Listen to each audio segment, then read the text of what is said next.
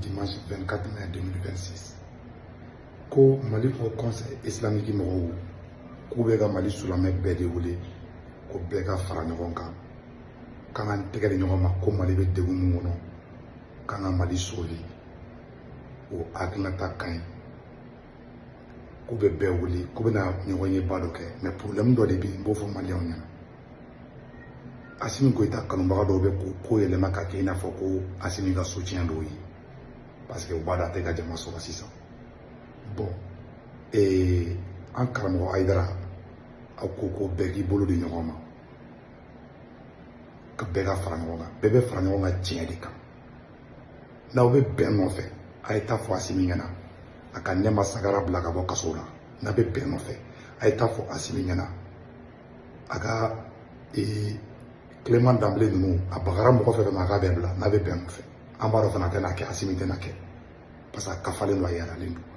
N bɛna kuma kelen fana fɔ aw ɲɛna ne ma fɔ n ko duwawu tɛ tiɲɛ ye dɛ duwawu ye tiɲɛ dɛ mais Iran ka kɛlɛ kɛra don min na olu ma wuli k'u bɛ taa misiri kɔnɔnaw la dɛ olu wulila k'u ta kɛ de olu ka kɛlɛ kɛ de voilà olu ma taa ko duwawu don k'u bɛ ka taa misiri kɔnɔ olu wulila k'u ka kɛlɛ kɛ de olu ka maramafɛn fɛn fɛn bɛ dilan a tilancɛ bɛɛ ye musow de olu dun ka jamana ye silamɛ jamana de ne bɛ mun fɔ an ɲɛna kɛlɛ bɛ ka kɛ silamɛ kɛlɛ tɛ dɛ jinɛ ko kɛlɛ tɛ Mali kɔnɔ dɛ aw karamɔgɔ yɛrɛ ma de bɛ ka ɲɔgɔn fɛngɛ sinon walayi nin kɛlɛ n'a tɛ ɲɔgɔn ɲɛ sira la kɛlɛ kelen bɛ yen Assimi ka sɔrɔsiw recruter ka marifa di sɔrɔsiw ma ka taa kɛlɛ kɛ o dɔrɔn de solution ye o ye ne ka conseil ye k'o fɔ a ɲɛna n'a ye ne ka kuma mɛn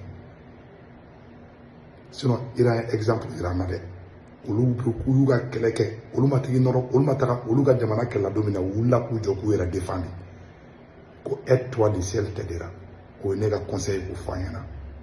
Dɔw fana bɛ ka bɔ ko Hayidara ninnu bɛ fɛ ka bɔ ko ka Assimi Goïta de soutenir transition dɛmɛbaga dɔw bɛ ka taa bila u ka page sanfɛ k'u bɛ fɛ ka soutien de kɛ ko Mali silamɛw bɛ fɛ ka bɔli de kɛ ko ka duwawu don Assimi ka fanga ye kuma fila de bɛ ka fɔ mais silamɛw yɛrɛ ye kuma mun fɔ ani Assimi Goïta dɛmɛbagaw bɛ ka kuma a bɛɛ tɛ dɛ n y'a page dɔw sanfɛ bon u bɔra minnu yɛrɛ kumakan kalan an k'a lamɛn an kan ka mun fana fɔ an b'o fana fɔ k'a f'u ɲɛna k'a fɔ an karamɔgɔ Hayidara ɲɛna k'a fɔ Mali silamɛ tɔn bɛɛ ɲɛna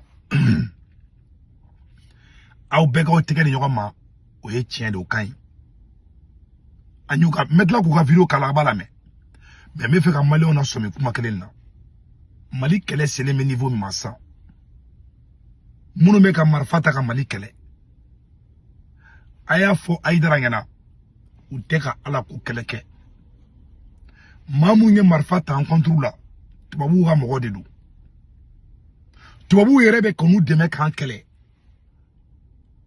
mɔgɔ minnu bɛ k'u dɛmɛ k'an kɛlɛ arabuw tɛ k'u dɛmɛ k'an kɛlɛ dɛ tubabuw de bɛ k'u dɛmɛ k'an kɛlɛ kuranɛ ko kɛlɛ tɛ Ala ko kɛlɛ tɛ kira ko kɛlɛ tɛ maa u bɛ k'o tɔgɔw de utiliser ma o tɛ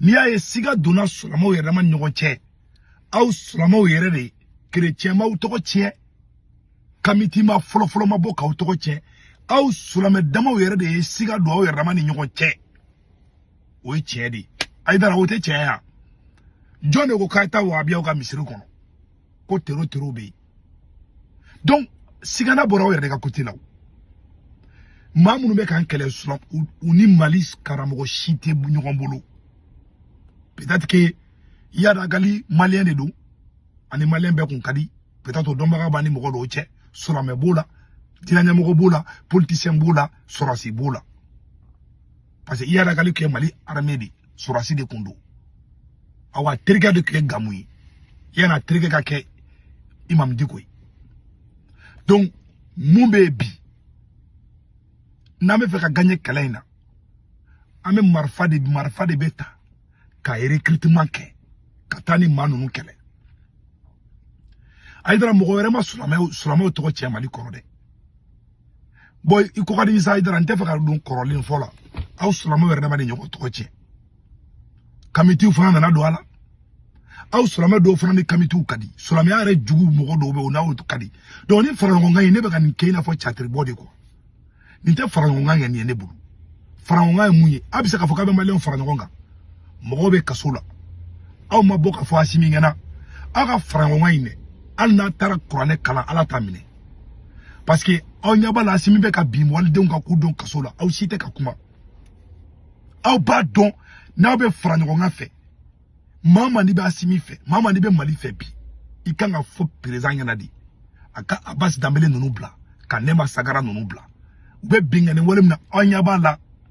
Mais on va ta do jumendo ko ala bomene ne ta rabe na ta do modeli mudu ne ta rabe na ta ire conciliation modeli munke parce que solomea ere juguni aw ere do kadi munu te solomea fede no e kamiti na awud mo do kadi bon abita ni kebi sini abita la nyon classé bon mo do be solomea la gushi ibita soroni oni aw katabolo do be nyon kalama bon akotu ka fara ngonga Sarabina fo nie waraba wole ka bawfa bani waraba o kenyo kuga réconciliation ko bisaka ke warabe badu aw ka niori ne ngate avantage la parce que ne ma kuma nyana ma ya kono ne bisaka kuma mina ni bulu fly ne ga bonya ba ko quoi mais wala ne be ka tiende fana aw ma bo ka fo président nyana ni de réalité président kanga dogono dugu chira mali armete ka takawula aw ma kuma ushida dogono fagara Abo kalama aw shima kumala ayaga fambe do nga wala alakali ka do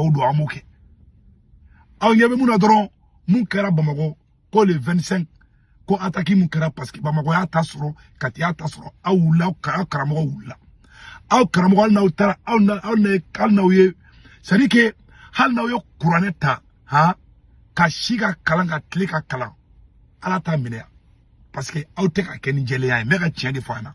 Moi, je vais être un Moussala Bigoui. Il n'y a pas de vidéo régie parce qu'elle n'a pas là. C'est pas la peine de vidéo régie.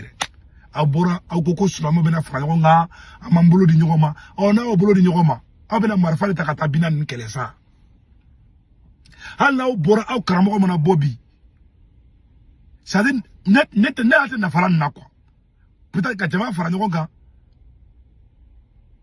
Assimi Goïta de Mebaka Toro Tagro, ko les religieux sont avec Assimi.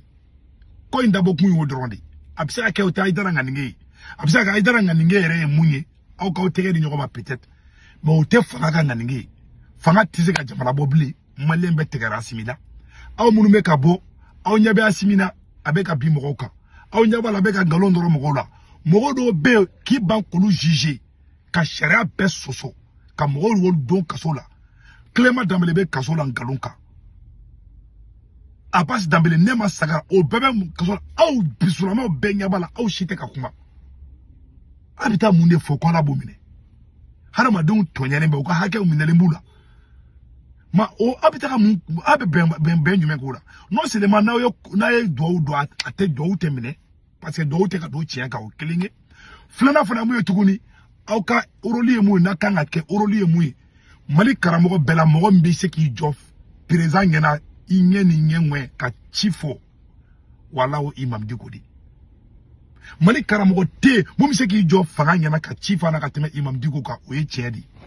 Wallahi ni Qur'an chembe ka tiedi fo. Aidra ebe tiedi fo la kuma la de. Me tiedi la.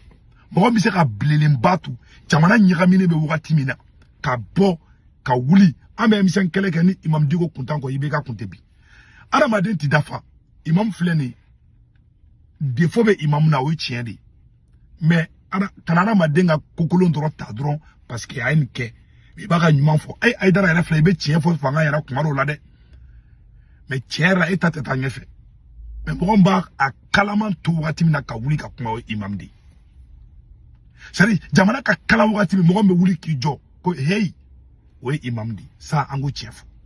Bon abeta ka ni farango wenke. Abenata Johnny réconcilié. Abenata Johnny fara nyokonka.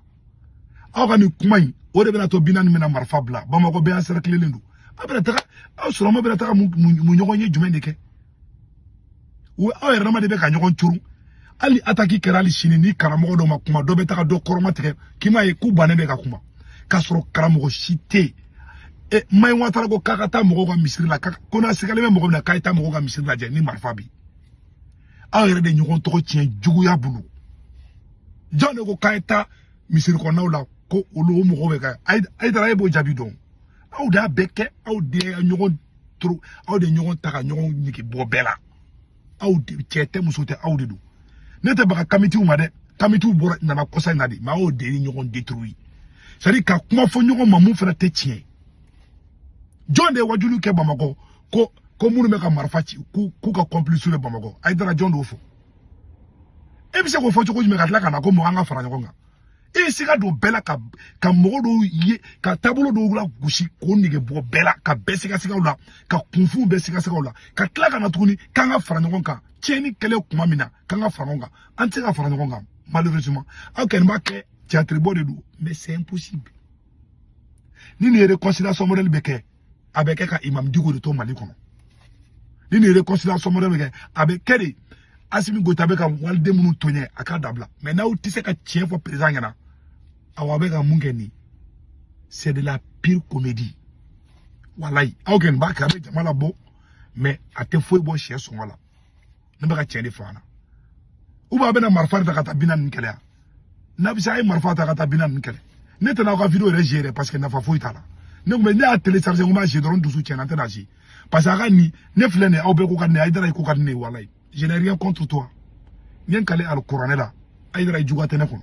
Mbega kumani ala chemanche de la. Nebe tunga de la. Wallahi ntinga londro la. Ka siga don tableau do la koni tero benyo bolo aïdra ida ke. Il faut qu'on se dise cette vérité. Bon, on bana kanga am fanga fara ngonga.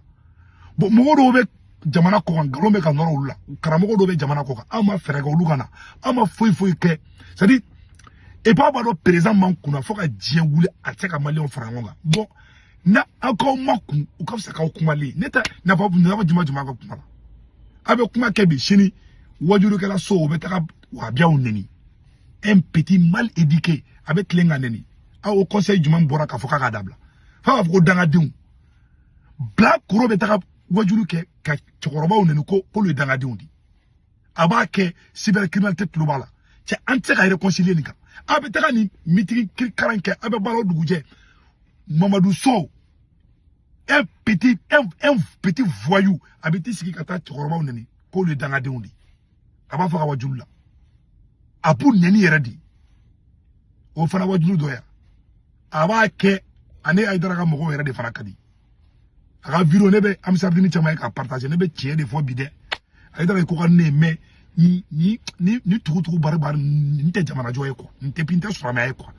moi je vais être très direct jamana de be kata jiwu yo fe abolo kame chatter body la kame farango ngani fenga abolo ko ba to ko benya no ta to benya ko une solution est mouillé foni Assimi tarani président wara nana parce que Assimi kafalo no ayara no atemo ko lame oni mo mte mo ko lame ne bolo akuma makunde ka Assimi na je na kele misi Assimi jamana de nyuma be kele anga milliards be chouin olu tse kam ko une petite ka ban fola quoi donc ni aura de kundo ka yira male ona neta na ka vidéo réagir kan c'est bon